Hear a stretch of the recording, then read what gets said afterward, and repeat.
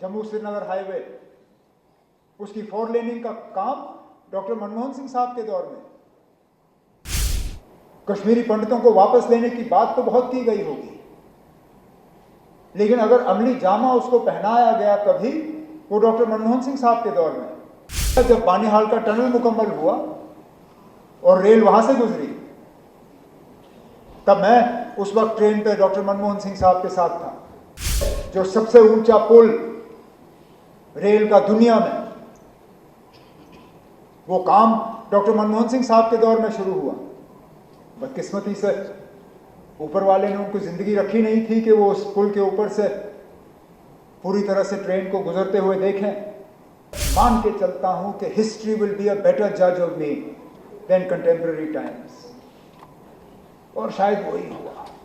शायद अगर मैं ये कहूं कि जितना हम करीब दोनों मुल्क इस मसले को हल करने पे आए थे, उस दौर डॉक्टर मनमोहन सिंह साहब और जनरल परवेज मुशर्रफ के दौर पे, मुझे नहीं लगता है मैं अपनी जिंदगी में दोबारा वो दौर देखूंगा। जम्मू कश्मीर के अंदरूनी हालात को अगर आप देखें तो कहां कहां गिने। जब 2010 में हालात खराब हुए, जम्मू कश्मीर के लोगों के जख्मों पर मरहम लगाने के लिए वर्किंग ग्रुप्स कायम हुए। उसमें हर पार्टी और मुख्तलिफ सोच रखने वाले लोगों को शामिल किया गया,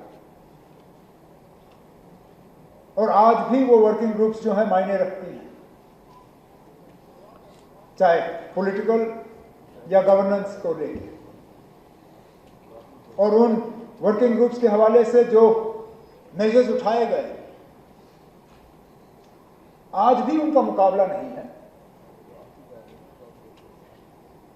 कश्मीरी पंडितों को वापस लेने की बात तो बहुत की गई होगी, लेकिन अगर अमली जामा उसको पहनाया गया कभी, वो डॉक्टर मनमोहन सिंह साहब के दौर में, जब उस वक्त हमारी कोalition सरकार के वक्त में उनके लिए नौकरियों का रिजर्वेशन करके हमने उन्हें तैयार किया कि वो वापस कश्मीर जाएं और वहां पे दोबारा बसें। जिस तादाद में उस वक्त वो गए, दोबारा वो फिर हमने देखा नहीं। जगती का वो टाउनशिप बनने से पहले कैंपों में उनकी क्या हालत थी, वो पूछिए उनसे।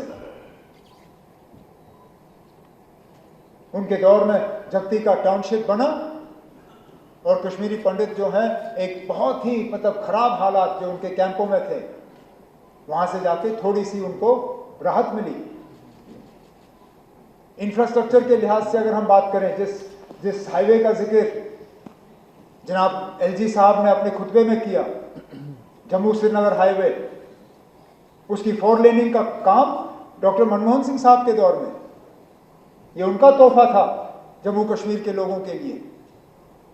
आज जब हम इंतजार कर रहे हैं वजीर आजम साहब का कि वो आएंगे और इस रेल का पूरा उद्घाटन करेंगे, जो मैं उम्मीद करता हूं कुछ ही दिनों में होगा, लेकिन शुरुआत कश्मीर को बाकी मुल्क के साथ जोड़ा गया जब बानीहाल का टनल मुकम्मल हुआ और रेल वहां से गुजरी।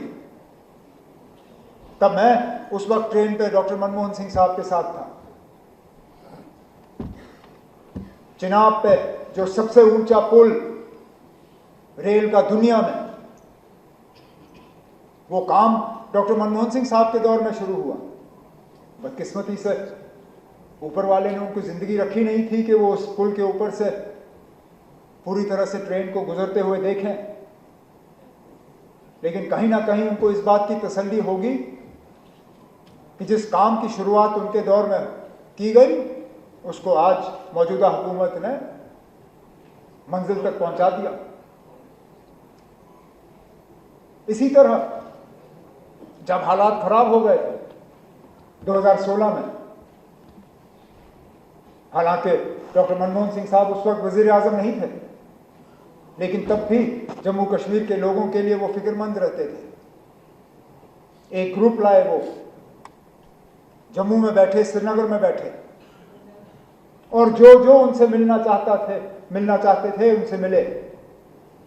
गर्ज सिर्फ उनका ये था कि जो खराब हालात थे वो रुक जाए, जो लोगों की परेशानी थी वो परेशानी हल हो। बहुत मतलब मैं कहूं तो मिसअंडरस्टूड, और बिल्कुल सही कहा उन्होंने जाते जाते, जब उन्होंने अपनी आखिरी प्रेस कॉन्फ्रेंस की, कहा कि मैं मान के चलता हूं कि history will be a better जज of me than contemporary times, और शायद वही हुआ। इतने साल बाद शायद आज हमें एहसास है कि वो कौन थे जो 10 साल इस मुल्क के वजीर आजम रहे। कौन सा दुनिया का लीडर ऐसा नहीं है जो उनकी इज्जत नहीं करते थे। अमेरिका से लेके बर्तानिया, बर्तानिया से लेके जापान,